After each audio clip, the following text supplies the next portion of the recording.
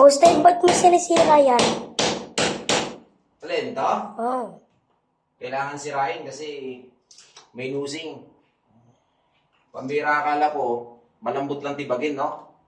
So, napakatigas pala kasi kulom ito. Dati siyang poste. Kabilaan ito sa kabilang pader dun sa kay Kuya Muid. So, kailangan tibagin kasi ipaplas na lang natin dito. Alright? So, ganito pala kadali ang magtibag. So, sa mga construction worker, saan ang pinakamadaling gawin? Yung naggagawa ka o yung nag-chipping ka? So, yan. Yung iba, medyo malambot. Pero yung iba, talagang sadyang matigas. Okay? So, ganoon lang naman, no? Kadali.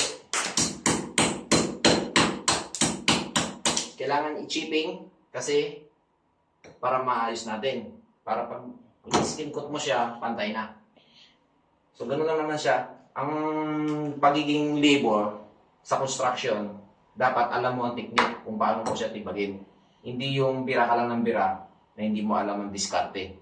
So, sa pagiging construction, dapat alam mo. Dahil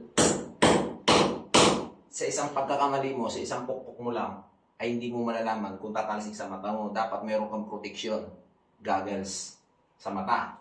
Alright? So, wala tayong gamit na gloves. Okay lang kasi medyo pitiks-pitiks lang naman to. Eh, bakit ba kailangan manu-manuhin to? Hindi kailangan to i-chipping ng chipping gun kasi nga may tulog at maalikabok. So, mayroon pang isang pinakamabilis na paraan dito para mabilis na rin to ma-chipping. Anong gagawin? Dapat hiwain ng grinder. Pero, uusok naman tayo. Dahil sigurado kapag ginarinder natin to, napakadindi ng usok. So, anong pinakamabisang gawin para hindi siya mausok?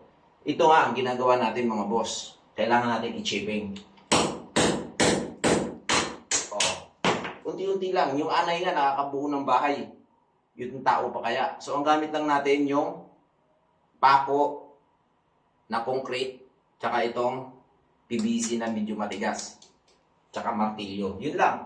So, siguro bago naman matapos yung araw na ito, ay makaabot naman tayo hanggang dito. Kasi medyo mataas pa yan, no?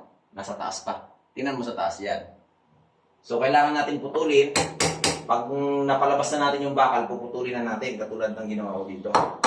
May bakal dito, pinutol ko. Alright? So, tsaga-tsaga lang. Ganun talaga ang buhay sa construction, mga boss. Kailangan magtsaga ka para mayroon kang nilaga. So, sa bawat hataw mo naman, ay mayroon ka namang matitipak dyan. Hindi ka naman sisiro. Ano ba discarding ginawa ko para hindi lagi napupudbud yung concrete nail? Ang diskarte ko ay hinahasa ko siya, pinapatulis ko ng grinder. Okay, yan yung gamit ko, grinder, o tingnan mo. Yan. So, ito yung concrete. Kailangan lagi siyang matulis para mabilis siya makabaon. Kaya sa mga construction boy, alam nila kung paano ang diskarte nito. Hindi kailangan madaliin. Pitik-pitiks lang. Okay? Alam nila to, nakasana sila ng ganitong paghihirap. Pero gusto mo rin bang matutunan to?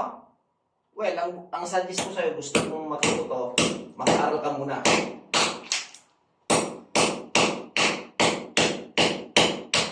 Dahil noon, nung ako'y baguhan pa lang sa construction, pinapangarap ko ito.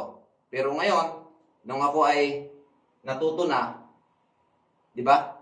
Parang ayaw mo nang gawin. Kasi nga, akala mo, mahirap. Pero ang totoo, hindi mahirap yan. Ang pagiging construction ay marangal na trabaho yan. So, hindi nyo dapat ikinahihiya. Okay?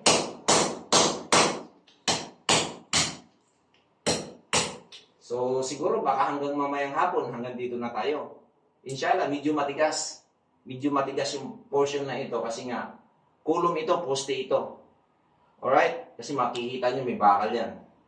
Pero dito, nakailang oras pa lang tayo, ayan, nakaabot na tayo hanggang dito. Hindi naman natin minamadali ito, kailangan lang natin itong unti-untiin para matapos lang. Okay? So, thank you for watching. God bless.